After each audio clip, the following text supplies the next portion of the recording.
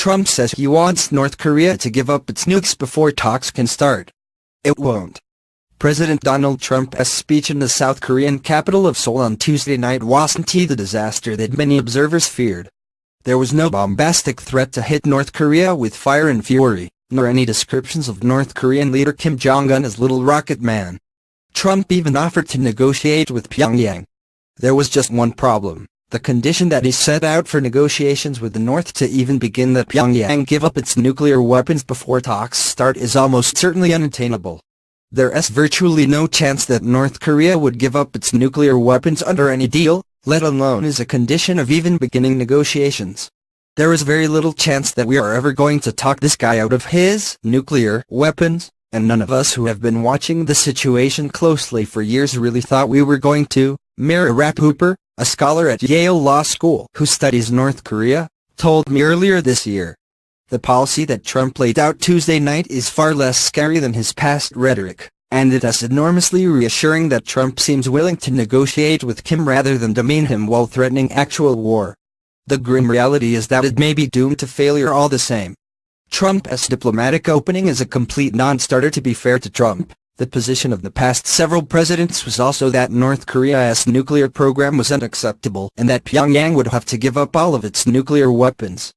But there are two major reasons why Trump's policy is different, and even less likely to succeed, than what came before him. The first is that Trump is confusing the end of the negotiations with the beginning. Prior presidents recognized that the goal of talks with North Korea was to get them to put limits on their nuclear program, and that doing that would involve a serious diplomatic effort. Trump, by contrast, seems to think North Korea is so desperate for attention or to avoid outright military conflict that they'd give up their most powerful weapons in exchange for a mere chance to chat. We seek a future of light, prosperity, and peace, but we are only prepared to discuss this brighter path for North Korea if its leaders cease their threats and dismantle their nuclear program, Trump said in his address to the South Korean parliament Tuesday night. Since North Korea obviously wants to dismantle their nuclear program before talks even begin, this is a non-starter. It is very possible Trump is laying out a marker that he'd be prepared to walk back from once talks begin. But it is also possible that Trump is serious that talks won't start unless North Korea abandons its weapons. If so, those talks won't start. The second big problem is that North Korea's nuclear program is much further along than it was in the past. Pyongyang has built as many as 60 nuclear weapons, according to the Defense Intelligence Agency, and has developed missiles that are in theory capable of hitting the east coast of the United States. North Korea tested its most powerful bomb, yet 7 times the size of the one America dropped on Hiroshima this September.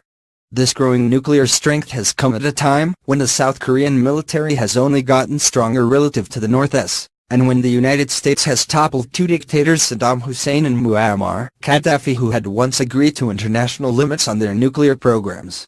The lesson that Kim Jong-un has taken from these developments is clear: he needs to keep his nukes if he wants to deter a South Korean and American attack.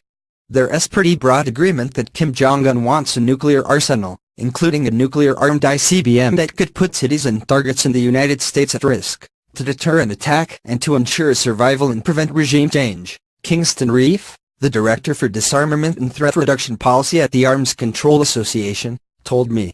The good news here is that North Korea isn't suicidal. They want their nukes to prevent an invasion, which means they almost certainly wouldn't use them against the US unless they felt like they were at imminent risk of being attacked. The bad news is that nukes have become central to North Korea's plan for securing itself from attack, which means that there is basically nothing plausible the US could offer that would convince them to denuclearize.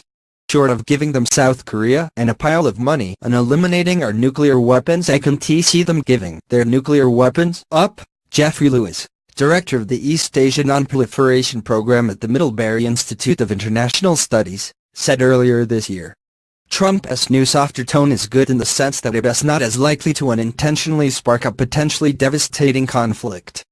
But let us not kid ourselves, it won't solve the North Korean nuclear standoff, and it could make talks less, not more, likely to succeed.